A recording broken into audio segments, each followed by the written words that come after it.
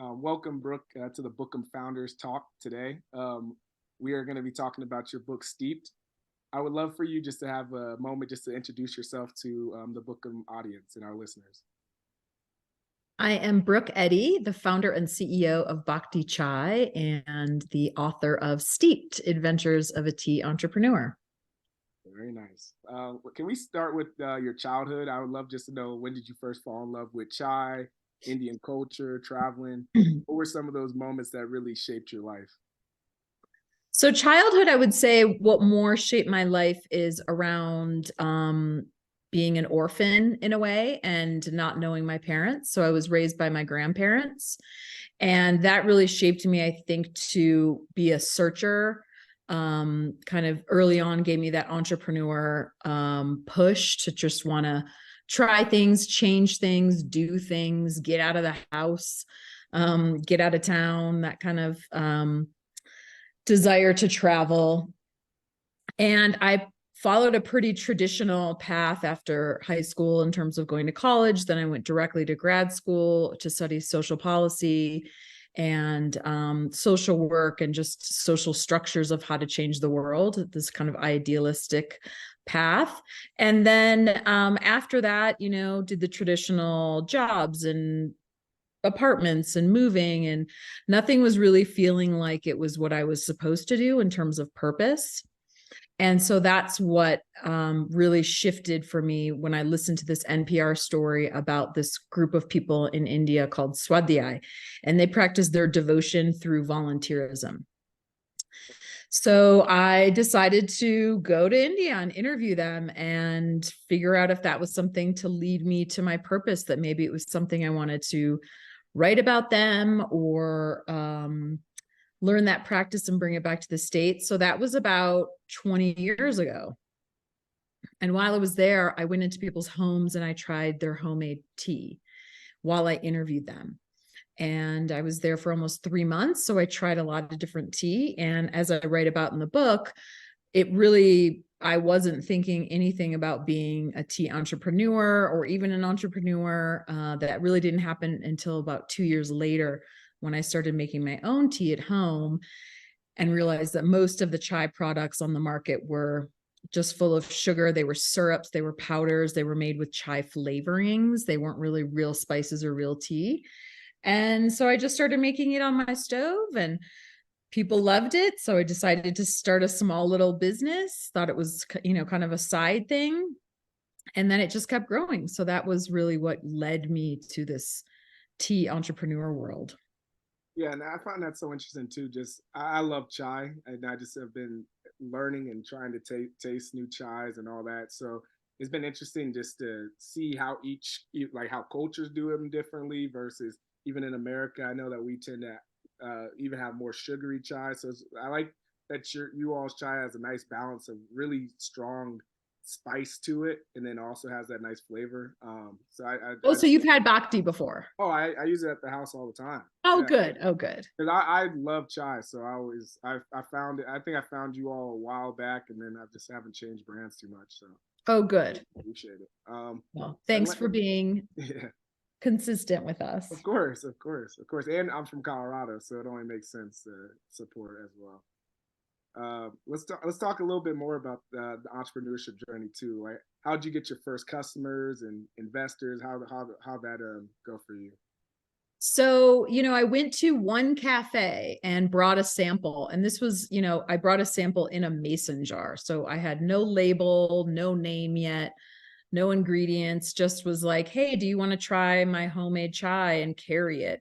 And they loved it, and they did. So then it was, okay, now I have to figure out a name for the company, a brand, positioning, ingredients, sourcing, figure out my margins. I mean, all that just was like, okay, I'm going to do this, and started really as a food service. So just providing this chai concentrate to cafes throughout Boulder. Then that kind of grew. And a couple of years later, I launched into the ready to drink space. So I launched the first ever iced chai in a glass bottle, mixed with different like soy milk or almond milk, coconut milk, cashew milk. So more of like on the go iced chai. And that's what really took us national. in Whole Foods. And that's when I went to go raise the first amount of money from angel investors. I couldn't get a bank loan. I had no money. I didn't own a house. I didn't have a husband or a rich uncle.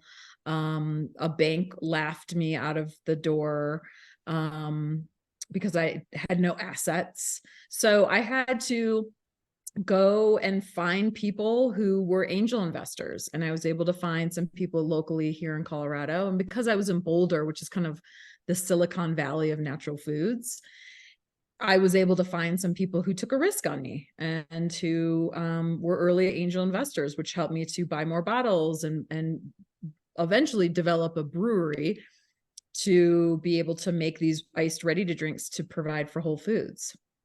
And then later, as that grew, I did more innovation. I did sparkling teas that were in glass bottles, concentrates mixed with vegan for like eggnog, drinking chocolate, ice cream, artisan teas, and all that innovation, and then growing the sourcing part of like having a bottling line and, you know, building this brewery. Then I was able to grow enough to go to private equity. And that's when I could get some larger checks amounts to make that happen. Oh, yeah. Yeah, and I think you tell an interesting story kind of about some where you had to pivot too, right? And how you were doing a bunch of different product lines, and you kind of had to go back and get back to the true identity of the company and how and move in that space. So I love to hear about your journey from like kind of that like struggling part to becoming like a multi-million-dollar tea company is just a very interesting and inspiring story. Can you share about a specific moment or challenge that was like a turning point in shaping your entrepreneurial journey? In that well, I think the turning point was I built the company to the point where I was exhausted. You know, I'm a single mother of twins. And so my kids were going to middle school. I was always working 80 hours a week, just like pushing this company up a hill all the time, and realized that it was probably time for someone else to come in and take us to the next level. So I hired a CEO, and I stepped away and took a sabbatical. That didn't work out as planned. So that took the company actually backwards. And when that happened, then I had to step back in. And so that's why we are now just doing the basis of what I started the company originally, which is the concentrates, the fresh ginger tea concentrates, the chai. All that innovation had to go because we weren't growing and we lost a lot of money and we couldn't keep a brewery going anymore. So I don't wish that had happened because I love the creativity of innovation. And I would have loved to continue on that path and become a lifestyle brand with lots of different products, with kind of fresh ginger being the one thing that is the through line.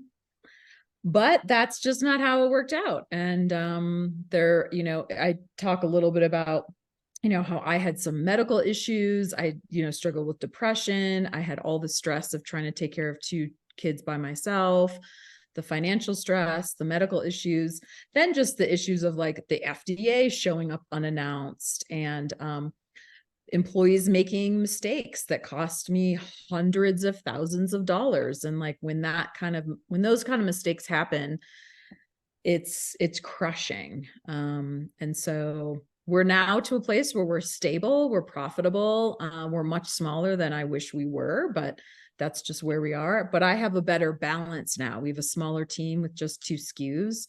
I'm not, you know, kind of ragged with all the things that I was before. Yeah, and how was that? Just like how were you able to be resilient in those moments, or as a leader, how'd you step up, and what really pushed you through those challenging times? I think not having an option, like it wasn't an option for me to say, I'm done, I'm packing up. And it wasn't an option for me to say, we're just not going to do this anymore. You know, so I had to wake up everyone and be like, okay, today's the day we're gonna, you know, I had to paint on a happy face. I had to paint on the face of a leader. I had to be there for my team, even though inside I would have much rather been in bed. Oh, yeah. You know, like that's how depression is. You're just like, I can't even get out of the room. But there was no choice. My kids depended on me to make a living. My company depended on me. My employees depended on me. So I really just had to push through until I was able to hire someone to come in and help. And then having that break and sabbatical made it easier for me to step back in when I had to kind of save the company because I had been rusted. And that's interesting too, because just from being like young founders, African American, it's always interesting to see those different challenges that other founders have and go through. What was it like for you, just as a woman in the entrepreneur space, with like how it goes with customers, connecting with people, all that? What was the experience, and also do you have a vision for how you want to work with other women entrepreneurs or impact there? Well, I would say it's still very much a man's world. And even in this day and age, most of the bigger rooms in terms of pitches were with men. That's just, there's not a lot of funds that are women. And I have this statistic in my book, but less than 3% of all private equity funding goes to women, and less than 2% go to women of color. So it just shows you how it's still, the money is still flowing to where it's always flowed, which is people who know each other and look like each other. So it's not that they're sexist or racist. It's like, that's just where they know the people and it's easy for them to have the meetings. And so when I would go into boardrooms and pitch, you know, it was all men over 60, you know, and women are our demographic. I mean, women are a lot of the people who drink our product, but having to be in meetings where men would say to me like, I don't know, I think chai is just so niche, you know?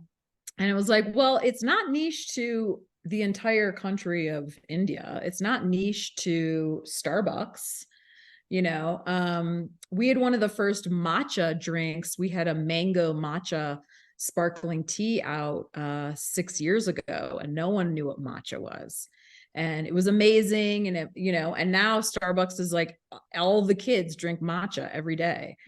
So, you know, sometimes we were a little bit too early for the trends. So when I was pitching, you know, a mango matcha iced sparkling tea to Whole Foods, they were like, what?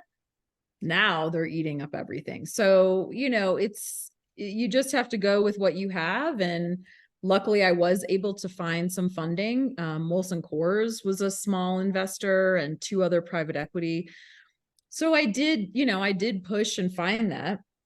And then one of the things that's a part of our DNA, because of what I learned in India studying this Swadhyay group, is our Gita program, which stands for Give, Inspire, Take Action. And we do charitable contributions to organizations that support and empower women and girls. And that is because that's where funding doesn't flow. Even in the nonprofit sector, more funding flows to organizations that help men. So that's the kind of thing that I think is important to me. It's important for the next generation. And my hope was to be able to make this company so successful that I could have my own fund to fund women entrepreneurs. But I'm not there yet. But someday I think I would like that, because it was very hard for me to find capital. And you know, there were many times I couldn't make payroll and just had to like not pay myself for a while. So life of entrepreneur. And you're right.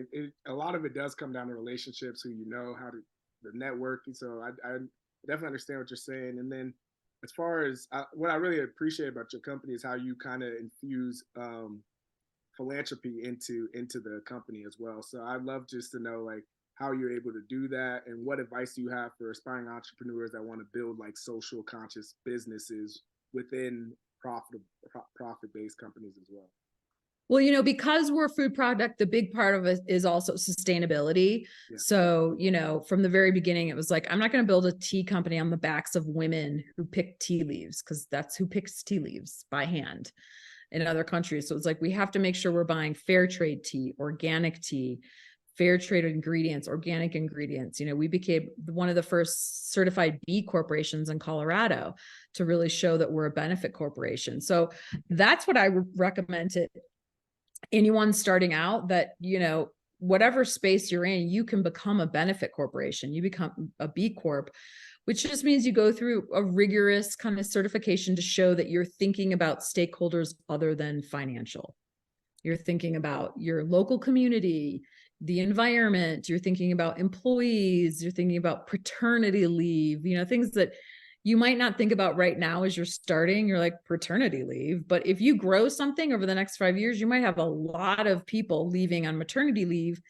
And you don't want to just be sexist and not give men that, right? You want to be like, oh, maternity leave and paternity leave, you know, things that you don't really think about until you're there, but to have that all set up. And then also charitable contributions. A lot of people do that. They think later, like, oh, when we have the money and we're profitable. It's like, you're never going to have the money.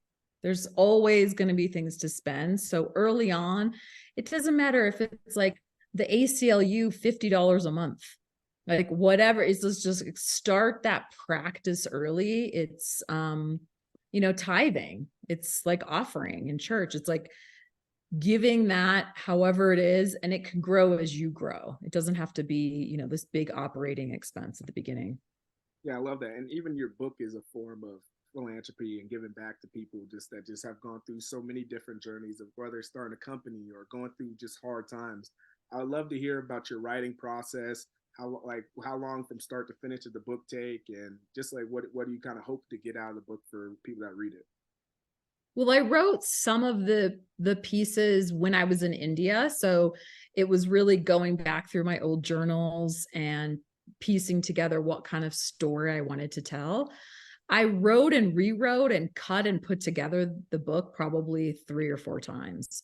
So even now, I'm like, wait, did I keep that part in, or is that the part I cut? Because I moved things around so much. And actually, when it came in the mail, when it arrived, I was like, this is so small. Like, Yeah. what? Because you don't see it till it's like done. And I really did cut a lot. And it's like, well, this was how it ended. This, you know, there's chapters on the cutting floor, but that just wasn't supposed to be in it. So I love writing. I loved editing. I loved moving things around. I've already started on another writing project that I hope to, you know, spend more time in next year. But I loved that process. And then I loved the, you know, kind of putting it together. Now it's, you know, how do you sell it and market it while I'm also running a company? Exactly.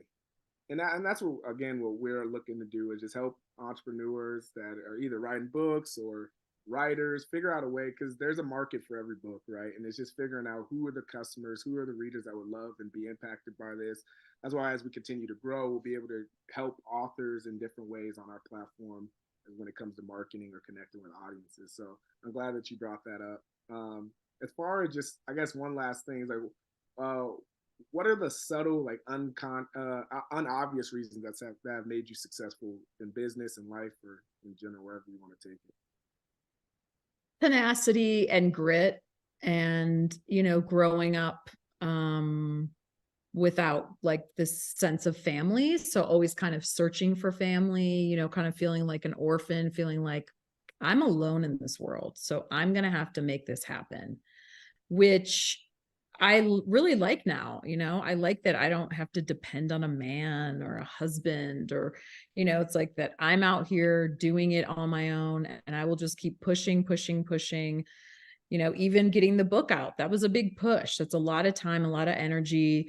A lot of time I wasn't reading or watching Netflix, you know, like I wasn't enjoying other things. I was really focusing on that. So I think that's just ingrained in me, this grit of push and not give up.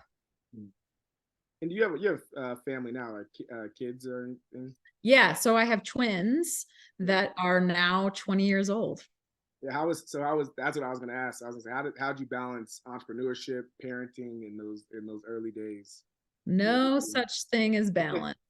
There really is no such thing. But what I will say is it was really good for them to watch me hustle so much, right? And one of the things I talk about in the book is how my son said, we're driving. He's like, Mom, you're not supposed to be texting and driving. And I'm like, I'm not. I'm emailing and driving, because it's like I was multitasking every moment of the day, and they saw how hard I worked, and also now how much joy I have and pride in being able to build something from zero, from nothing to something, and that they can be proud of that. So sure, I didn't watch every soccer game because I was somewhere else and I couldn't do all the school things, but I don't think I don't think parents should be doing that all the time. I think there is a good of like wanting them to figure things out on their own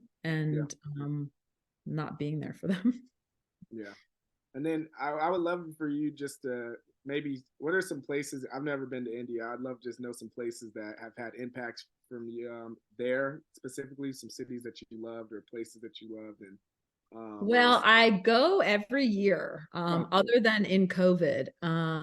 And for example, this year I'm going to the Jaipur Literature Festival. So I'll be speaking about my book there, which is exciting. I love Jaipur.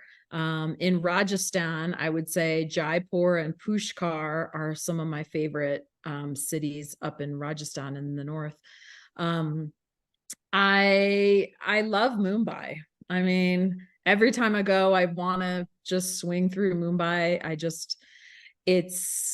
People have this idea that it's, like, oh, it's just so busy and so many people and it's like slums. And it's like, people don't call where they live slums. Like they live in very close quarters, but they're happy and they live together and they cook food and they go to temple and they're happy. And it's fun to be around so many people.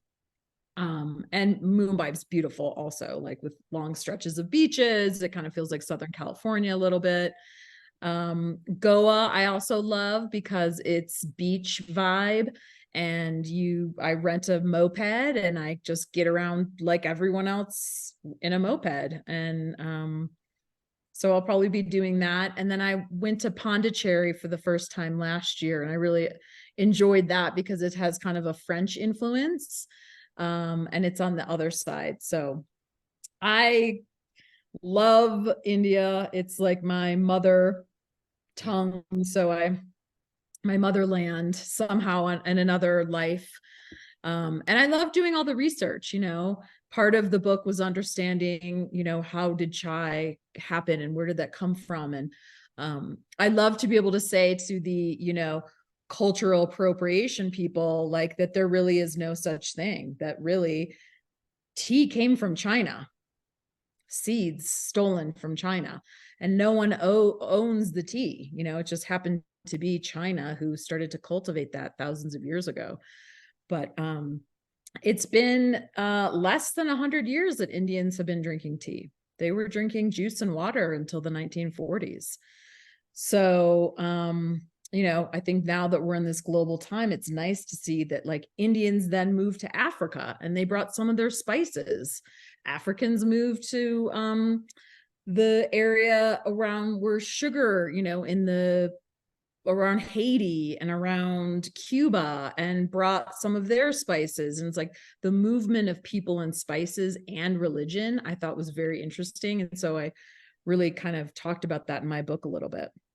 Yeah, I do think it's interesting just how cultures can speak to you, whether it's like you said, like Haiti. I have one of my good friends is from Haiti, and just that culture and some of the Creole culture speaks to me, or Spanish culture where it comes to Latin dances and movies. So I think a lot of different cultures kind of make who we are, whether we are from America or somewhere else. It kind of allows you to see yourself in different lights. I think that's really interesting.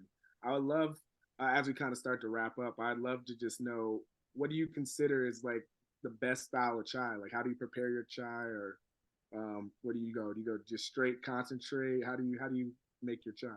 So for example, today, I had a iced dirty chai in the morning because I use cold brewed coffee. So again, I mean, I'm not trying to like say I'm so innovative, but we came out with a cold brewed dirty chai in 2011. and no one even knew what cold brew was, but it was, you know, iced chai with cold brew added. So it was like a dirty iced chai.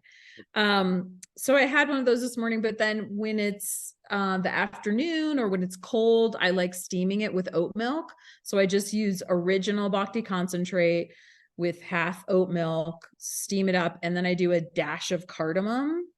Okay. Yeah. Just because it's in the concentrate, but it gets lost sometimes. And so cardamom, like I have fresh ground from India. So if I'm going to recommend anyone's making it hot, to just sprinkle a little cardamom on top. That's good. That's good. And oat milk just works really well with it's the creaminess, without, you know, almond milk sometimes is too almondy, or some of the nut milks just don't carry the taste of the chai as much, but I like what oat milk does. Yeah, I'll tell my friend that today because we were at the coffee shop, and I said, you know, I don't. I mean, I drink whole milk too, but I think with chai, such oat milk just brings out the flavor. Just kind of. Yeah. Last thing, I just love to hear, like, what's the kindest thing anyone has ever done for you? I've heard this on a podcast, and I just think it's a really cool question to end the podcast on. Yeah, it's a good question, because at this age, I'm going to be 50 on Monday. Oh, yeah. And it's Really like, good. well, what decade was the kindest thing? You know, like I feel like there's so many kind things. I probably can't think of one in particular, but I would say just generally, it was probably around helping me with my kids in like really struggling times.